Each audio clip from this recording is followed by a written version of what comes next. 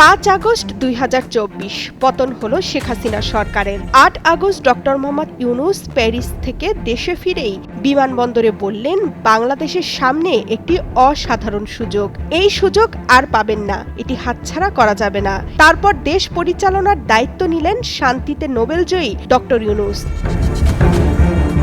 কিন্তু অন্তর্বর্তী সরকারের 10 মাসের মধ্যেই ডক্টর মোহাম্মদ ইউনূস নিজেই অনেক প্রশ্নে প্রশ্নবিদ্ধ।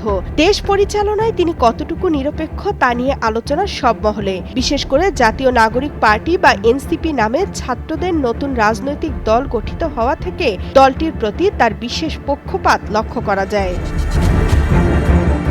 মানুষ আরও কিছু বিষয় নিয়ে প্রশ্ন তুলেছেন। প্রধান উপদেষ্টা মাত্র 1 মাসের মধ্যে তার সব মামলা প্রত্যাহার করান, অথচ বিএনপির ভারপ্রাপ্ত চেয়ারম্যান তারেক রহমানকে মামলামুক্ত হতে সময় লেগেছে 10 মাস। রাজনৈতিক নেতাদের বিরুদ্ধে বিগত সরকারের আমলে অসংখ্য মিথ্যা ও হয়রানিমূলক মামলা হয়েছে, সেগুলো প্রত্যাহারের ক্ষেত্রে রয়েছে ধীরগতি।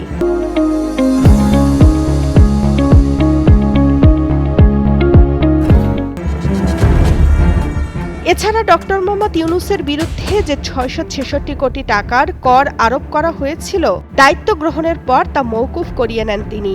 এই সময়ে গ্রামীণ ব্যাংকে সরকারের যে শেয়ার ছিল তা তিনি কমিয়ে দিয়েছেন। ডক্টর মোহাম্মদ ইউনূসের স্বার্থ সংশ্লিষ্ট প্রতিষ্ঠান রিক্রুটিং এজেন্সির অনুমতি, নতুন বিশ্ববিদ্যালয়ের অনুমোদন পেয়েছেন। ডক্টর ইউনূসের 10 মাসে 10 বার বিদেশ সফর, এ নিয়েও মানুষ কথা বলছেন। তাদের বক্তব্য, বিশ্বের উন্নত দেশে যারা কূটনীতিতে নেতৃত্ব দেন তাদের সরকার বা রাষ্ট্রপ্রধানরাও এত অল্প সময়ে এতবার বিদেশ যান না। প্রধান উপদেষ্টার এসব সফর থেকে বাংলাদেশ কতটুকু লাভবান হয়েছে সে প্রশ্ন সেই সাথে উঠেছে।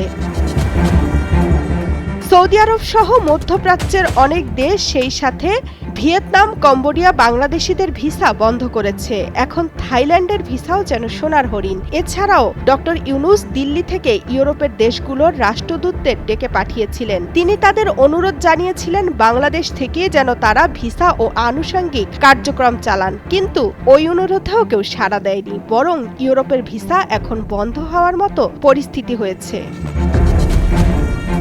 যতক্ষণ পর্যন্ত ডক্টর ইউনূস নিরপেক্ষ একটি অবস্থানে ছিলেন ততক্ষণ পর্যন্ত তার সবকিছু মানুষ মেনে নিয়েছিল।